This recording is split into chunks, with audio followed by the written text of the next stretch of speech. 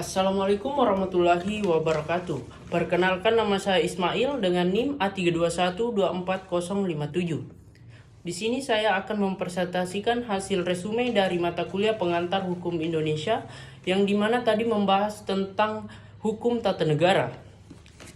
Perlu kita ketahui terlebih dahulu definisi hukum tata negara. Hukum tata negara adalah ketentuan hukum yang mengatur mengenai bagaimana susunan organisasi negara akan ditetapkan. Jadi, hukum tata negara mempelajari tentang pembentukan jabatan-jabatan dan susunan atau struktur negara, penunjukan pejabat-pejabatnya, kekuasaan atau kewibawaan, hak dan kewenangan yang berkaitan dengan jabatan tersebut, serta lingkup wilayah dan lingkup pribadi yang mendapat limpahan tugas dan kewenangan. 1. Efektivitas check and balance.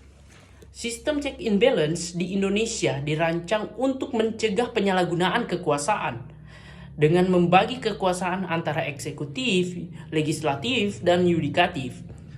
Namun, efektivitas sistem ini sering dipertanyakan karena lemahnya penegakan hukum, intervensi politik, dan kurangnya independensi lembaga negara untuk meningkatkan efektivitasnya. Diperlukan reformasi struktural dan peningkatan transparansi serta akuntabilitas. Yang kedua, sistem presidensial Indonesia. Sistem presidensial yang diterapkan di Indonesia saat ini dirancang untuk menciptakan pemerintahan yang stabil dan efektif. Namun, evaluasi diperlukan untuk melihat sejauh mana sistem ini mencapai tujuannya. Tantangan seperti koalisi partai politik yang tidak stabil dan konflik antara lembaga negara seringkali menghambat efektivitas sistem ini. Reformasi dan penyesuaian mungkin diperlukan untuk meningkatkan kinerja sistem presidensial.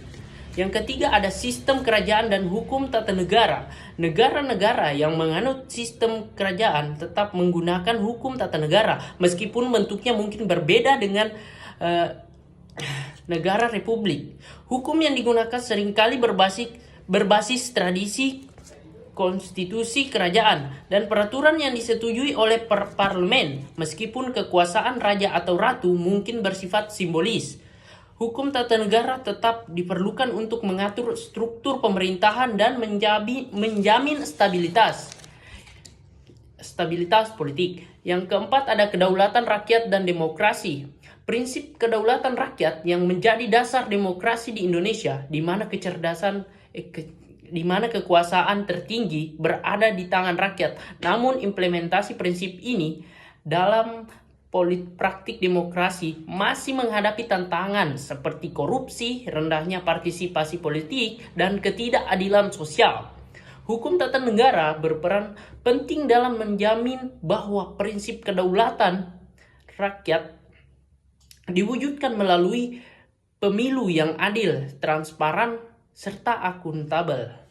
Yang kelima, peran hukum tata negara dalam konflik. Hukum tata negara berperan penting dalam mengatasi konflik-konflik yang terjadi di Indonesia dengan menyediakan kerangka hukum yang jelas dan adil melalui peraturan perundang-undangan yang komprehensif dan penegakan hukum yang konsisten. Konflik dapat diselesaikan secara damai dan adil. Hukum tata negara juga berfungsi sebagai alat untuk melindungi hak-hak warga negara dan menjaga stabilitas politik. Yang keenam, dasar filosofis pembagian kekuasaan. Pembagian kekuasaan dalam sistem pemerintahan didasarkan oleh filosofis untuk mencegah konsentrasi kekuasaan yang dapat mengarah pada tirani. Prinsip ini bertujuan untuk menciptakan keadilan dan keseimbangan dalam pemerintahan. Namun dalam prakteknya, pembagian kekuasaan tidak selalu mencerminkan keadilan dan kebenaran.